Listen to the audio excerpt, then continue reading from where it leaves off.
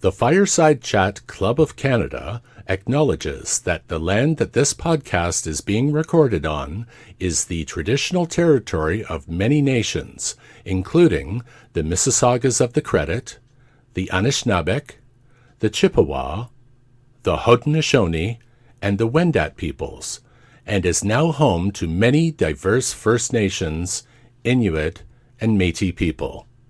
This podcast is produced by the Fireside Chat Club of Canada.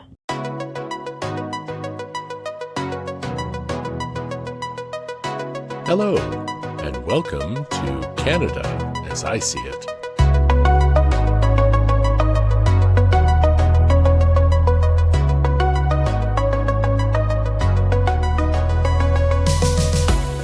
Well, would you look at that? Here we are, 3 months into the new year already. Well, it's been a whirlwind kind of a week, especially here in Ontario.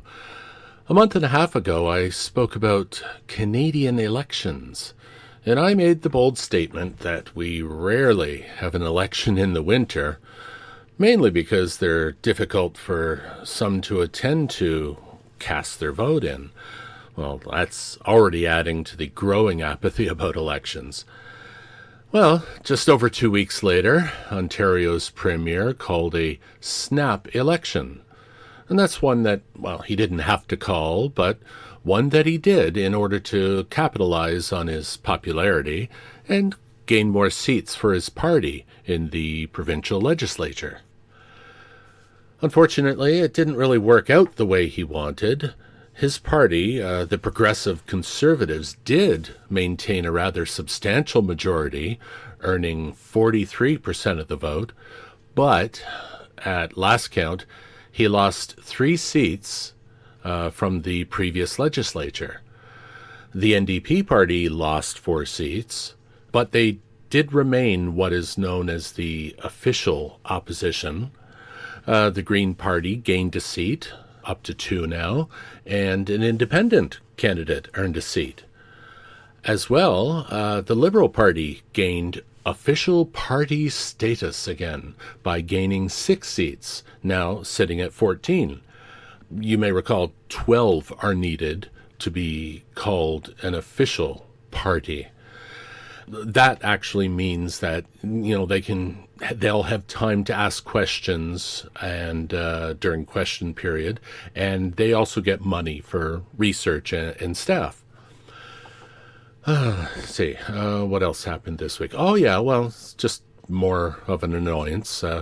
My printer, it's only about 2 years old, quite literally just before I started recording, gave up the ghost.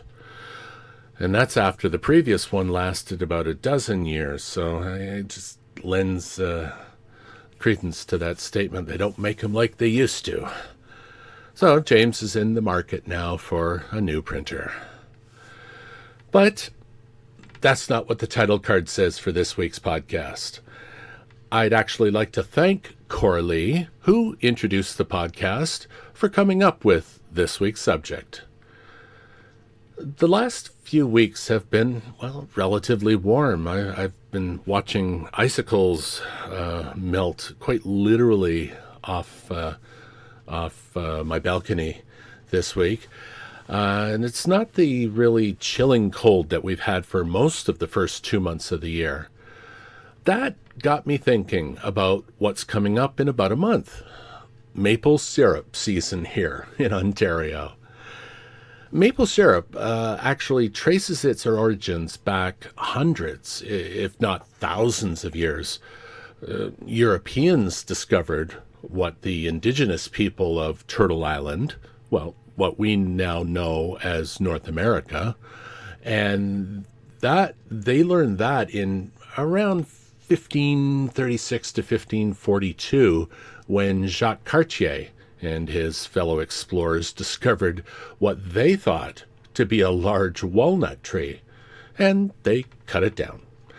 Well, it was in fact a sugar maple, and the sap just gushed out in great quantity. And they saw that as a sweet almost a delicacy. The native people, though, of the land, they knew it to be not only a flavoring agent, but it's a nutritious and energy-giving liquid. This time of year, it's just, on the precipice of spring, the temperatures rise, and that's when the sap from maple trees literally begins to flow. The indigenous people would let the cooling agent of the snow around at the time to help concentrate and help evaporate the liquid, but then they would take it indoors and boiled down to give us this syrupy consistency that we're used to. Well, the science of how to get it just right is well, just that. It's very sciencey. The higher the sugar content of the sap, the smaller the volume of sap is needed to get the same amount of syrup. To put that in numbers, to get 1 unit of syrup, say, 1 liter of syrup, although that's quite a lot. Say 1 liter of syrup at 1.5% sugar content, that would require 57 liters of sap to make 1 liter of syrup. So that might help explain why it's just so darn expensive, but so good. To contrast that, if you wanted, say, a 3.5% sugar content, even sweeter, you'd only need, though, 25 units of sap. So a little more than, or a little less than half. Yeah. So that would be 25 liters of sap for 1 liter of syrup. Unfortunately, though, the sap's sugar content is really variable and will fluctuate even actually within the same tree. So it's turned out over the years to be quite a business type of thing. A lot of research is needed to really figure out how to treat each batch of sap. Now, it used to be that the sap was collected by making an incision in each tree, and a bucket was held below on a hook to collect the sap. And then you would do that for so many trees and then walk around, and then hopefully by the time you got back to the first one, it's kind of like how they paint the Golden Gate Bridge. They started at one end and make their way to the other end, and by the time they get to the other end, it's time to go back and do it again. So if you ever wanted a full-time job, painting the Golden Gate Bridge might be a thought if you're not afraid of heights. But really, I am, so I wouldn't do that. So. Tangents are us. Here we go. These days, though, sugar bushes, and that's what maple syrup farms are called, they'll connect all trees with a system of tubing that channels the sap to a central location called a sugar shack. And from there, it's literally boiled down to what is needed to make that heavenly sweetener what it is. The best part about all of this is that it's not behind the scenes. You can experience it in person. As I said, you've got about a month to plan your trip, so check out the website ontariomaple.com, and there you'll find a listing of dozens of places all over southern Ontario.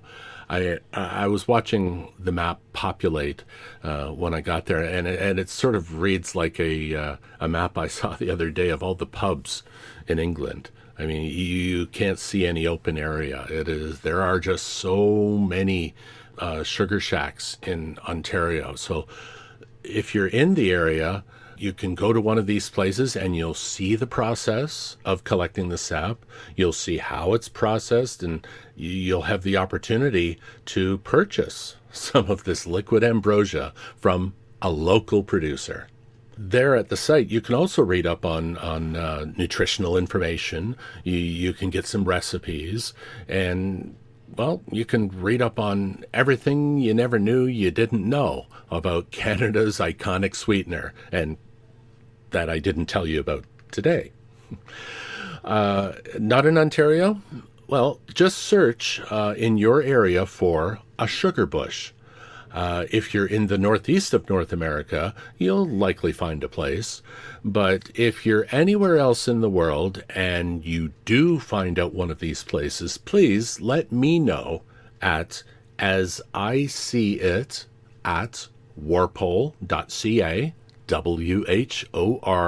WHORPOLE.ca, and I'll let everyone else know on a future podcast, and I'll also post links on my Podbean site and at warpole.ca.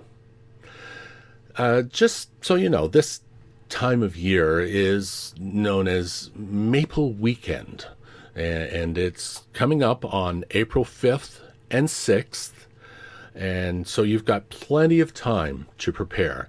Just go to that site, ontariomaple.com, and you can read all about it. Now, you also may have noticed a recent addition to the Podbean site and my personal site. It's an icon called Buy Me a Coffee. And by clicking on that, you can help a guy out by tossing me a few dollars to help with research, computer maintenance, or, well, just because you find this podcast to be just so darn entertaining. You can also help me out by sending me a recording of you saying, "This podcast is produced by the Fireside Chat Club of Canada." And you can email that to me at asiseeit@warpole.ca. I want to thank every one of you for listening this week. I will talk to you again next week. And that's a part of Canada as I see it. It is written and produced by me, James Warpole, and brought to life by the Fireside Chat Club of Canada. Our theme song is Night Owls by Braden Deal. If you have any questions or comments, please email me at asiseeit@warpole.ca. Join us every Sunday for another episode of Canada as I See It.